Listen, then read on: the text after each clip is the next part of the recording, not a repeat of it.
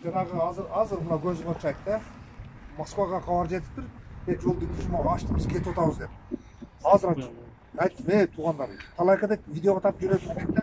Азыр видеого тартып жүрөт.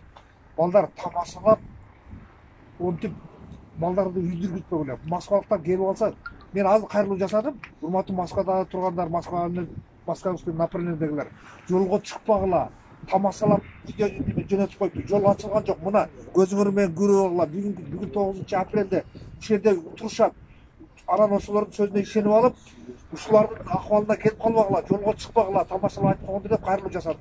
Дагы бир жолу кайрылып кетем. Москвадагы мына жолдо Самара, Нижний Новгороддогулар жолго чыкпаңыздар, пожалуйста.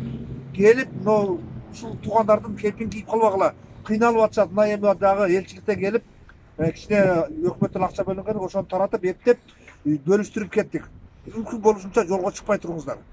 Силерден суранып кетебиз.